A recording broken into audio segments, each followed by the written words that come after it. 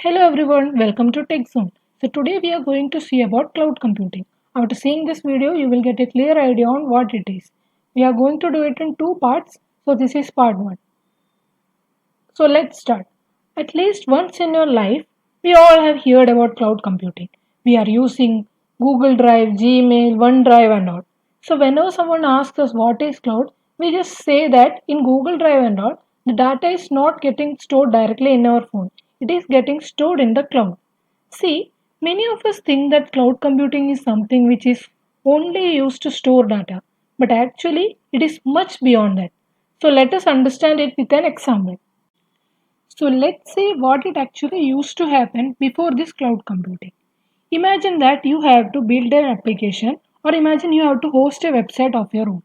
The first and the most important thing that you will require is server. You will have to buy your own servers. But once you buy it, you will think that okay, your expenses are over. But it is actually wrong. Once we buy the servers, it is our duty to maintain it from time to time. We have to identify, detect, resolve security issues and all, and meet all other expenses. So actually our expenses are not going to over. We are the ones who have to manage the whole server side. So this management part actually becomes a headache for us, and we will not be able to concentrate on our actual work. Here our actual work was to host the website. So, what about giving this headache to someone else? Okay, so now we can see how cloud computing can be used here. So, we will see the definition. It is the use of remote servers. Now, what is this remote servers? See, understand like this. There are servers which someone is providing you. Okay, there are servers which someone, that is third party or someone is providing you. So here we don't have to buy our own servers and also resources. Here somebody is providing their servers and resources. That is, they are giving their server as a rent for us to use.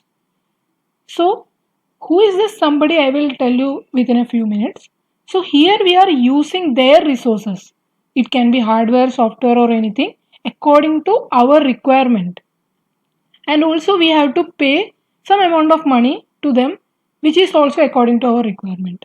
That is, if we are using the resources for 1 hour, then we will have to pay according to that only, which is far better than the local servers. You understood that actually it is buying our own servers. So it is the use of remote servers on the internet to store, manage and process data rather than local servers. So here we can concentrate on our actual work. Here no maintenance or nothing we have to do. Now, one of the main feature of the cloud computing is scalability. That is, we can scale up and scale down resources according to our requirement. Let's understand this by an example. Imagine that there is a company with 100 employees. So this company makes use of cloud computing. Okay. So each employee in this company has to be assigned with some resources. Now imagine that the company grows bigger and it is having 10,000 employees. So these 10,000 employees should be provided with some resources in their account. So here we have to scale up the resources. Now what if the company goes in loss and the number of employees become thousand? In this case we have to scale down the resources. So we can scale up and scale down resources now according to our requirement. So all these are possible through cloud computing. So in this graph we can see that the resources are scaled up and scaled down according to our requirements. Now there are also cloud providers who charges money on hourly basis. That is, for how much hours we are using it, even minute base also. Now we can make the payment. That is, if for 15 to 20 minutes we are using, then we have to pay this much amount of money, which will be a very small amount compared to local servers and all. So cloud computing has actually provided this much flexibility in our life. The scope of cloud computing is now extended to gaming also. You all have heard about cloud gaming and all. So, we know that playing high-end games like GTA 5 and all require a high-end PC, or we need to customize our existing PC, which will be very costly.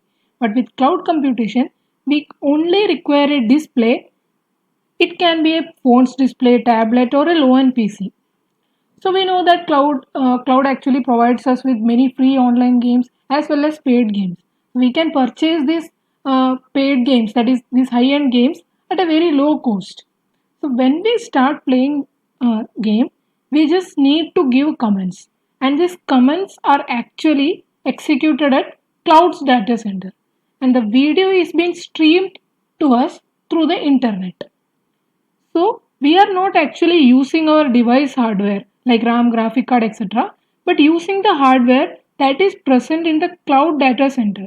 Or we can say that we are controlling those clouds data center hardware using the internet. So for playing these high-end games, we just need a small amount of money if the game is paid, and also high-speed internet is necessary. So a few minutes before I was talking about someone is providing us with their servers and resources.